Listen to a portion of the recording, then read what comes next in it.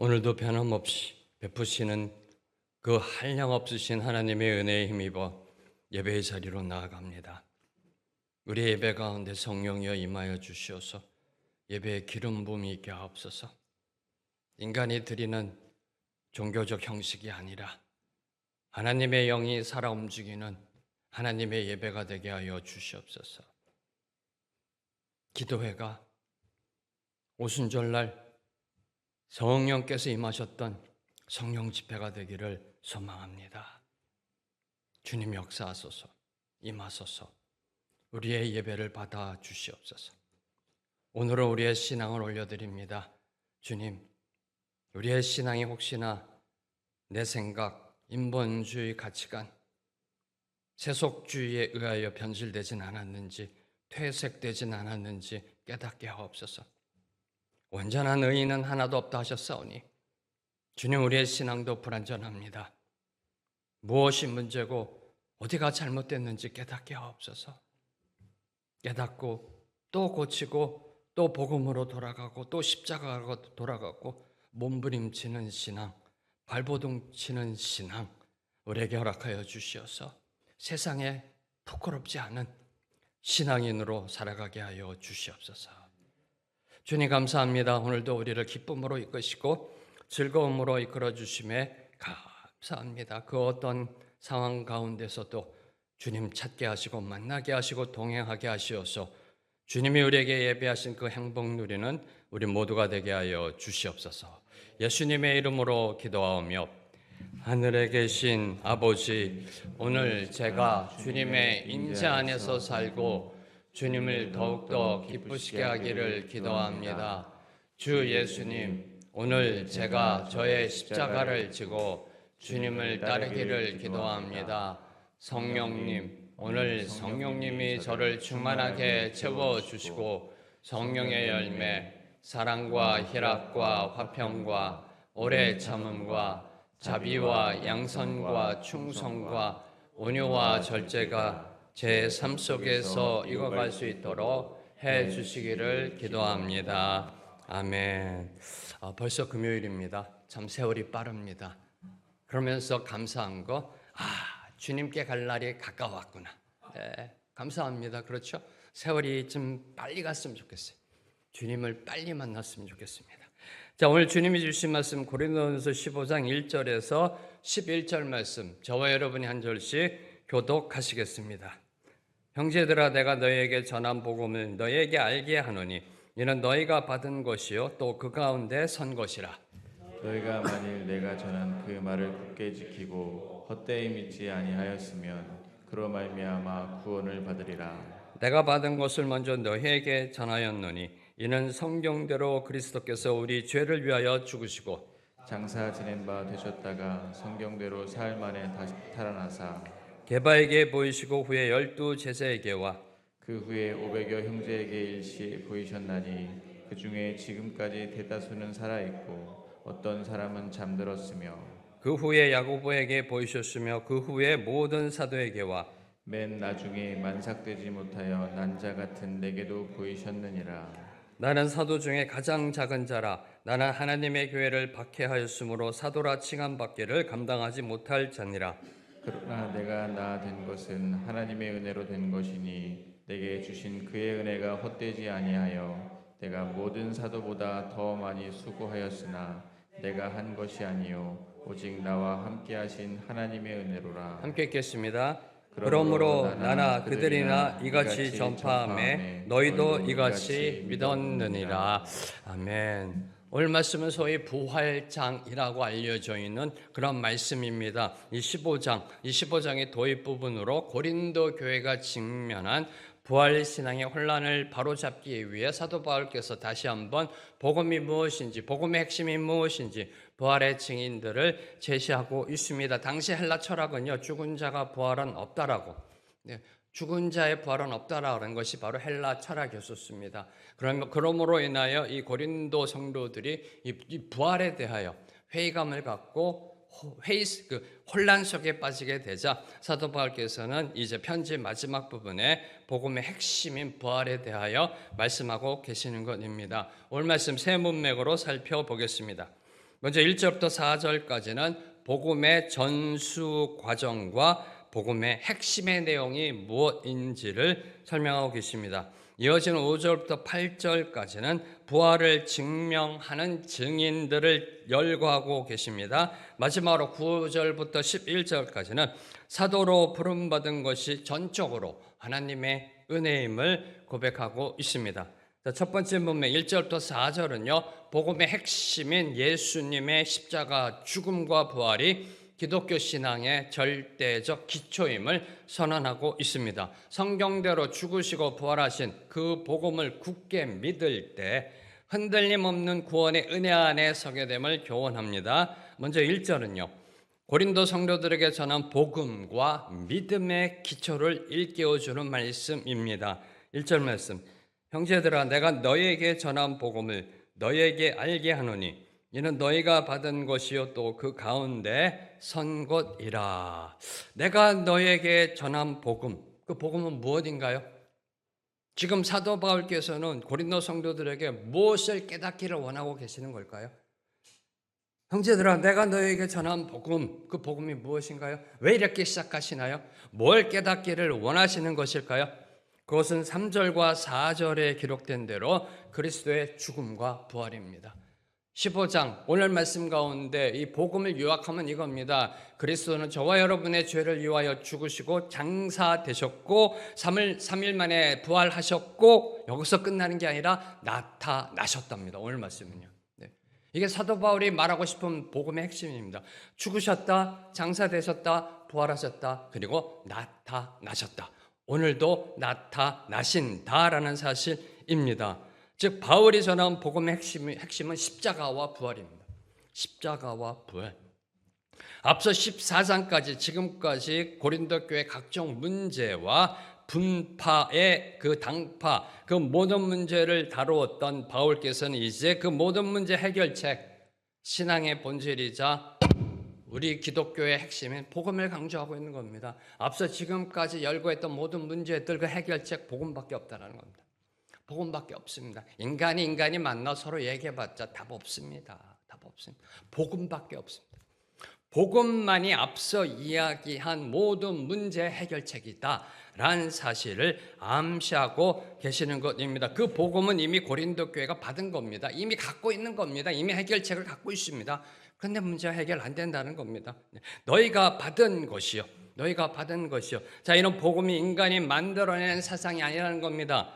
인간이 만들어낸 종교적 가치체계가 아니라는 겁니다. 하나님께로부터 값없이 받은 은혜의 선물임을 강조하는 게 너희가 받은 것이요.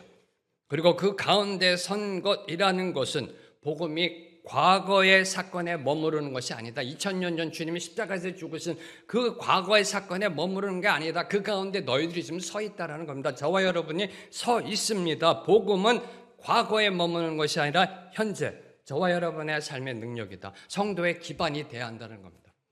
저와 여러분의 삶의 파운데이션이 돼야 된다는 겁니다. 이게 그 가운데 선 것이라. 당시 고린도 교회뿐만 아니라 오늘 저와 여러분도 그 가운데 서 있어야 합니다. 서 있어야 합니다. 네. 다시 말해 구원은요, 복음을 받아들이는 데서 그치는 게 아닙니다. 그 진리 위에 흔들림 없이 굳건하게 뿌리를 내리고 살아가는 삶의 기반을 의미하고 있는 것입니다. 자, 그렇다면 내가 받은 복음의 감격은 여전히 내 마음에서 용솟음 치고 있나요? 네, 이 질문을 던져야죠. 네. 하나님이 값없이 주신 그 선물, 이 복음의 기쁨이 마음속에서 살아있는가? 그 어떤 상황 속에서도 부활의 반석 위에 든든히 서 있는가? 라는 질문을 던져야죠. 오늘도 저와 여러분에게 사도 바울, 아니 하나님의 말씀을 선포합니다. 그 가운데 선 것이라. 그 가운데 선 것이라.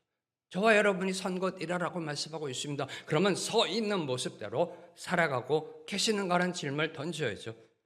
다시 한번 선포합니다. 복음은 과거의 사건으로 끝나는 것이 아니라 현재 저와 여러분의 삶으로 증거되어야 할 기독교의 본질이라는 겁니다. 자, 2절 말씀. 자, 이는 우리가 들은 복음의 능력이 단순히 듣는 것에 그치지 않고요, 그 복음을 굳게 잡고 흔들림 없이 지킬 때 우리에게 구원이 된다는 사실을 강조합니다. 2절 말씀. 너희가 만일 내가 전한 그 말을 굳게 지키고 헛되이 믿지 아니하였으면 그로 말미암아 구원을 받으리라. 복음은요, 머리로만 아는 게 아닙니다. 지식으로만 고백하는 것이 아닙니다. 지적 동의만이 아닙니다. 그래, 나 예수 믿어, 하나님 말씀 다 믿어, 그치는 것이 아니라는 겁니다. 삶으로 그 능력을 경험하는 게 바로 복음입니다. 왜요? 복음은 하나님의 능력이라고 그랬잖아요. 복음은 하나님의 능력입니다. 삶 속에 복음의 능력을 증거하는 것, 그것이 구원받은 자의 모습이며 사도 바울께서는 말씀하고 계시는 것입니다. 구원은 단순한 신앙 고백으로 끝나서는 안 됩니다. 주님 믿습니다, 나는 주님의 자녀입니다 로 끝나서는 안 됩니다. 복음 안에 거하며 그 말씀을 지켜나갈 때 완성되어져 가는 현재적 여정이 구원입니다. 그 말씀 안에 거하며 말씀을 지켜나갈 때 완성되는 현재적 신앙의 여정이 구원의 여정이라는 겁니다. 자, 여기서 주목하는 거요, 굳게 지키다라는 것은 억누르다, 보유하다, 간직하다라는 의미를 갖고 있습니다. 즉, 하나님의 말씀 그저 은혜로만 받아서는 안 되고요, 소중하게 간직해야 된다. 혹시라도 내 마음에 들어온 그 말씀 이 바깥으로 셀까 봐 억눌러야 돼. 못 나가게. 은혜 받은 말씀이 내 심령 가운데 나가지 않도록요, 간직해야 돼요. 억눌러야 돼요. 그런 표현들이 육신을 쳐 복종하는 거고 성화의 과정이고 그런 겁니다. 이 간직해야 된다는 겁니다. 굳게 지켜야 한다는 사실을 말씀하고 있는 겁니다. 왜요? 왜 그래야 할까요? 왜 굳게 지켜야 할까요? 말씀을 굳게 지키지 않으면 마치 길가에 떨어진 씨앗을 새가 와서 먹어버리던 사단이 기다렸다는 듯이 그 말씀을 뺏어갑니다. 이게 저와 여러분의 신앙의 반복된 모습이에요. 은혜 받고 원위치, 은혜 받고 원위치. 그렇잖아요. 지금까지 여러분 하나님의 말씀 얼마나 많이 들으셨어요? 얼마나 많이 기도하셨어요? 그만큼 비례해서 우리의 삶의 변화가 일어났나요? 아니잖아요. 왜요? 말씀을 뺏겼으니까. 말씀을 뺏겼으니까. 이 간직하지 못했으니까요. 말씀이 줄줄 샜으니까. 그래도 감사하죠. 남은 찌꺼기 은혜로 저와 여러분이 그래도 이 자리에 나와서 하나님을 찬양할 수 있다는 것, 그것도 은혜입니다.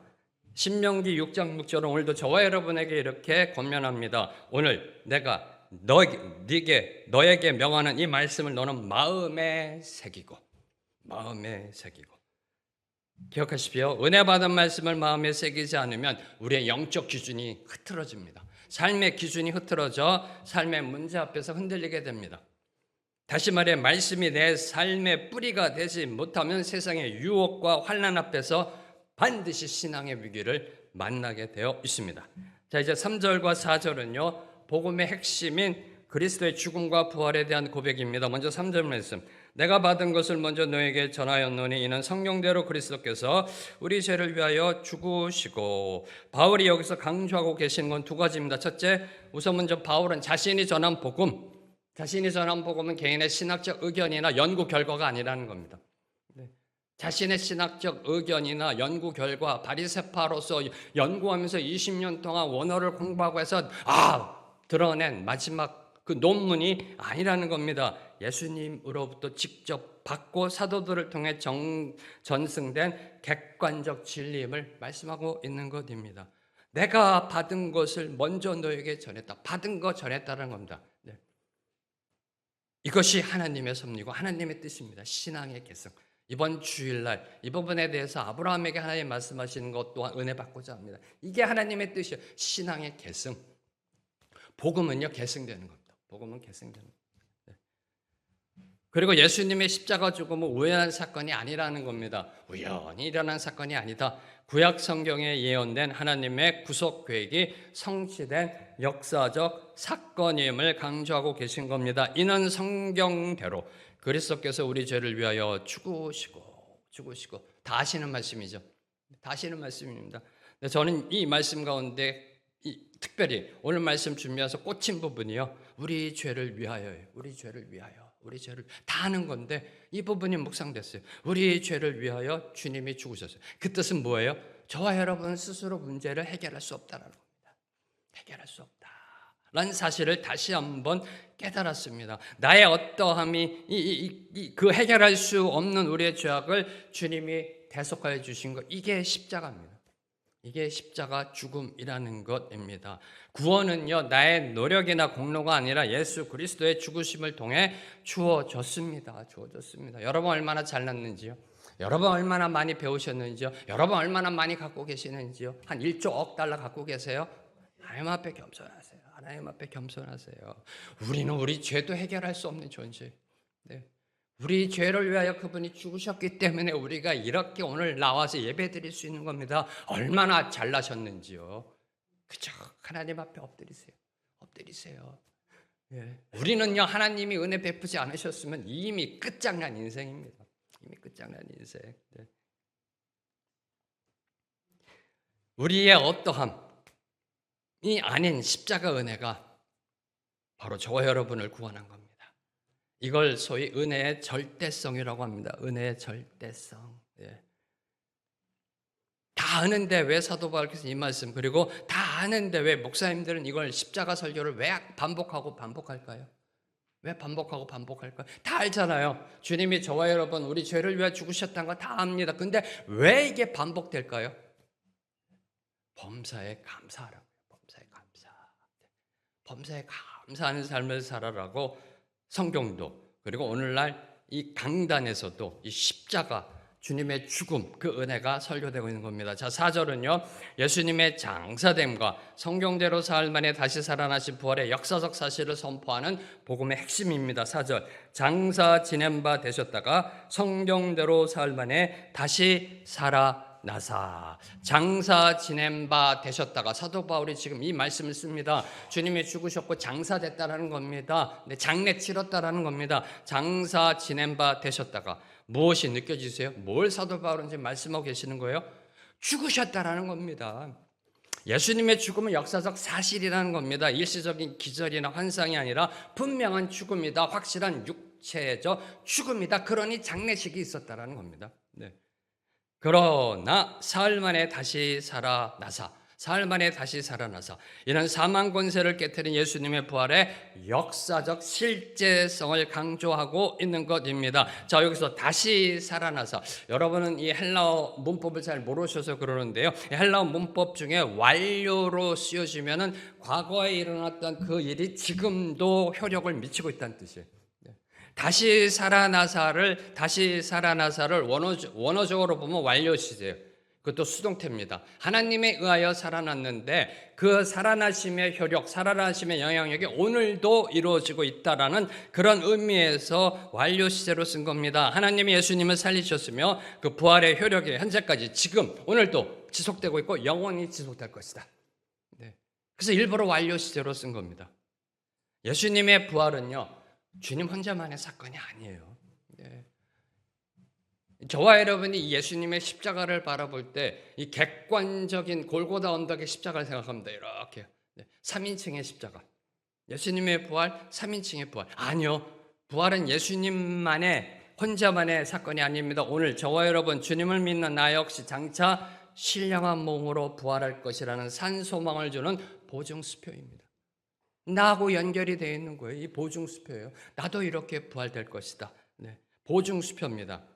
이에 대하여 두 가지를 묵상고자 합니다. 첫 번째로, 저와 여러분이 이 땅을 살아가면서 마주하게 되는 문제들, 경제적인 문제들, 관계의 단절, 건강의 문제, 자녀들의 문제 등등등등, 특별히 무덤과 같이 사방이 막혀있는 듯한 문제들, 네, 한 번도 경험 안 해보셨는지요? 경험하게 될 겁니다. 한 번도 안 해보셨으면. 네. 그게 신앙을 나아간 여정이에요. 그게 고난이고 그게 광야 같은 인생. 이걸 거쳐야 정금같이 단련해줘요. 그 무덤 안에 들어가 있는 것처럼요, 사방이 막혀 있는 절망적인 순간에도요 낙심하지 않습니다. 왜요? 왜 낙심하지 않아요? 사흘 만에 무덤을 깨뜨리신 부활의 능력이 오늘 나도 살리실 걸 믿기 때문에. 믿음이 있으세요? 믿음이 있으세요? 네. 근데 맨날 왜 그렇게 염려하고 걱정하고 불안하세요? 뭐 이렇게 근심이 많으세요? 아직 그 죽기밖에 더 해요. 죽으면 좋죠, 천국 가고. 이런 배포가 있어야 되지 않아요? 여유가 있어야 되지 않아요? 주님의 부활 믿으세요? 아멘. 나도 저렇게 부활될 거 믿으세요? 아멘. 그럼 그 어떤 순간에도요, 뭐가 그리도 답답하세요? 뭐가 그리도 답답하세요? 내려놓을 건 내려놓고요. 네. 진리 안에서 자유롭게 하나님 찬양하며 살아가는 겁니다. 요만한 거 잡고서 요거 안 놓치려고 아둥바둥하지 마시고요. 과감하게 양보하세요. 양보하고요. 네. 물론 본질은 지켜야 되고요. 비본질에 있어서는 양보하고요. 네. 다시 한번 선포합니다. 지금 여러분의 삶이 어둠 가운데, 절망 가운데, 낙심 가운데 도저히 나아갈 길이 안 보이는 그런 절망의 절벽 자리에 계시는지요? 기뻐하십시오. 주님 만날 날이 곧 멀지 않았다는 뜻이 그게. 주님의 역사가 임할 그 순간이 멀지 않았다는 뜻입니다. 두 번째로 내 생각이나 감정, 세상의 기준이 아니라 오직 하나님의 약속인 말씀을 삶의 기준으로 삼아야 한다는 사실을 저와 여러분에게 교훈합니다. 삶이 성경대로의 삶이 되어야 돼요. 부활도 복음도 성경대로 이루어졌어요. 저와 여러분의 삶도 성경대로 이루어져야 돼요. 특히 일터와 일상에서 부활의 산소망을 삶으로 증거 선포하는 삶을 살아내야 합니다. 다시 한번 선포합니다. 저와 여러분의 삶이 성경대로의 삶이 되기를 축원합니다. 자, 이어진 다음 문맥 5절부터 8절은요. 예수님의 부활을 목격한 증인들을 열거하며 부활이 역사적 사실임을 다시 한번 증명합니다. 특히 부활의 은혜가 사도 바울 자신에게도 임하였음을 강조합니다. 먼저 5절 말씀. 게바에게 보이시고 후에 12 제자에게와. 자, 이는 복음의 핵심인 예수님의 죽으심과 부활이 목격자들의 분명한 증언에 기초한 객관적 진리임을 확증하는 겁니다. 증인은 중요하잖아요. 어떤 사건에 있어서 어떤 사건을 검증하는 데서 제일 중요한 게 현장과 증인이잖아요. 현장과 증인. 자, 게바에게 보이시고, 게바는 베드로입니다. 게바에게 보이시고, 베드로가 누구인가요? 예수님을 3번이나 부인했던 실패한 제자였습니다. 그러나 부활하신 주님은 그를 버리지 않으시고 찾아가 그를 만나 주셨습니다. 부활하시고 그 앞에 나타나셨습니다. 뭘 의미할까요? 부활은요, 단순히 종교적 교리가 아니에요. 신앙적 어떤 교리가 아니에요. 핵심 교리가 아니라 회복과 용서의 사건이다. 부활은요, 회복의 사건이고요, 용서의 사건임을 보여주는 게 게바에게 보이셨다는 뜻이에요. 게바에게 보이셨다. 여러분 같으면 게바에게 나타나고 싶으시겠어요? 천천지 원수같이 눈도 마주쳤는데, 뺨을 맞고 침 뱉는 그런 가운데서 눈이 마주쳤는데, 그럼 달려나와서 우리 스승님이라면 안 돼요 이래야 되는데, 나는 저 사람 모릅니다라고. 그 사람 다시 그 얼굴 보고 싶으시겠어요? 나타나셨어요. 부활은요, 회복이에요. 부활은요, 용서라는 겁니다. 그걸 보여주는 게 게바에게 나타나셨다는 겁니다. 부활은 단순한 기적이 아닙니다. 과거의 실패와 죄책감을 덮으신 하나님의 용서이자 새로운 사명의 시작입니다. 부활하신 주님은요, 저와 여러분 오늘 우리의 가장 아픈 자리, 실패의 자리에 가장 먼저 찾아오세요. 가장 먼저 찾아오시는 분입니다. 그리고 12 제자에게 보이시고, 12 제자에게 보이시고는요, 부활의 증인이 소수 개인에 국한되지 않음을 보여주고 있는 겁니다. 다시 말해 부활은요, 공동체적 검증을 거친 명백한 사실이라는 겁니다. 12 제자에게라고 강조하고, 12는 완전수입니다. 공동체적 검증을 거친 사실이라는 겁니다. 자, 보세요. 예수님의 죽음으로, 예수님이 겟세마네 동산에서 잡혀가실 때 사방으로 흩어지고 문을 걸어 잠갔던 겁쟁이 제자들이 12 제자라는 당당한 이름으로 다시 뭉칠 수 있었던 것, 뭐 때문이에요? 부활입니다. 부활밖에 없어요. 흩어졌습니다. 자기들 잡혀갈까 봐 문 다 잠그고 있었어요. 그런 겁쟁이들이 12 제자라는 이름으로 다시 뭉칠 수 있었던 것, 예수님의 부활입니다. 사도행전 2장 오순절날 성령 강림이 일어날 수 있었던 것, 예수님의 부활이에요. 그들이 모일 수 있었던 것, 예수님의 부활이에요. 부활하신 주님을 만났기 때문입니다. 이들의 변화가 부활의 강력한 증거가 되는 겁니다. 기억하십시오. 부활을 목격한 12 제자들은 절망을 이기고 담대히 복음을 전하는 교회의 기둥이 되었습니다. 사도 요한만 빼놓고 전승의 임은 전부 다 순교당하셨다라고 기록되어 있습니다. 자, 이제 6절은요, 예수님의 부활이 환상이나 거짓이 아닌 수많은 사람이 동시에 목격한 객관적 사실임을 증명하고 있습니다. 그 후에 500여 형제에게 일시에 보이셨나니 그 중에 지금까지 대다수는 살아있고 어떤 사람은 잠들었으며. 여기서 주목해야 되는 거죠. 그 중에 지금까지 대다수는 살아있다라는 사도 바울의 말씀이에요. 500여 형제들이 부활한 주님을 만났다. 그런데 아니, 그 중에 대부분 지금도 살아있어. 뭘 말씀하고 싶은 거예요? 네. 가서 물어보라는 겁니다. 내 말 못 믿겠어?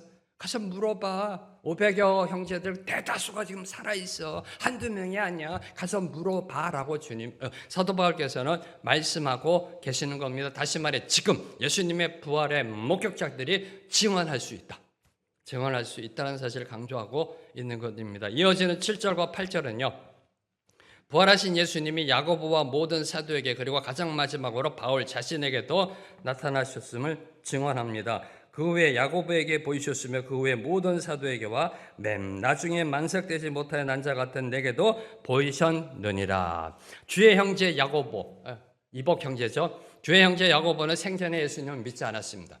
복음에 회의적이었습니다. 네. 그러나 부활하신 주님을 만나고 초대교회의 핵심 지도자로 변화되었습니다. 만나면 변화됩니다. 부활하신 주님을 만나면 변화되게 되어 있습니다. 다음으로 만삭되지 못하여 난 자란 조산하라는 뜻이고요. 미숙아라는 뜻입니다. 자, 이는 바울이 스스로를 가장 낮은 자로 비유하는 말씀이고요. 감히 사도직을 감당할 자격이 없는 존재, 하나님의 은혜에 갑자기 그냥 툭 튀어나온 가장 볼품없는 존재로 비유하고 있는 겁니다. 이런 나에게도 은혜를 베푸셨다는 겁니다. 자, 여기서요. 야고보와 사도 바울의 공통점이 뭔지 아세요? 야고보와 사도 바울의 공통점? 전적인 은혜의 변화라는 겁니다. 180도 변하잖아요. 네. 아주 레디컬하게 변합니다. 네. 살짝 변한 게 아니에요. 180도 변합니다. 전적인 은혜를 통한 변화입니다. 예수님의 부활은요, 회의적이고 냉소적이었던 야고보를 교회 지도자로 바꿔냈습니다. 교회를 핍박하던 바울을 사도로 변화시켰습니다. 자, 그렇다면 주님의 부활은 오늘 여러분을 어떻게 변화시키고 있는지, 어떻게 변화시키고 있는지. 마지막으로 9절에서 11절에서 보면 사도 바울은 자신의 부끄러운 과거마저 복음의 도구로 삼으신 하나님의 은혜를 고백합니다. 특히 현재 자신을 만든 것이 오직 하나님의 은혜임을 선포합니다. 9절 말씀.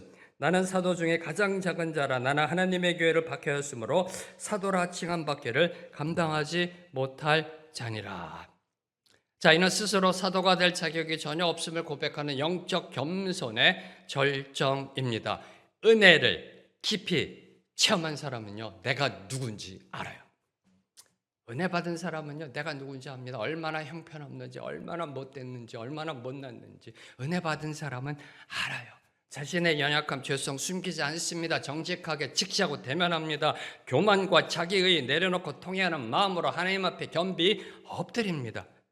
그리고 자신의 과거와 허물에도 불구하고 나를 이끌어주신 그 은혜, 나 같은 거 버리지 아니하시고 아직도 오늘도 나를 자녀 삼아주시고 특별히 사도 바울처럼 사도 삼아주신 거 은혜다, 은혜다, 오직 은혜밖에 없다라는 고백으로 나아갈 수밖에 없는 거예요. 네. 그러면서 하나님께 영광 돌리는 삶을 살고자 노력하는 겁니다. 10절 말씀.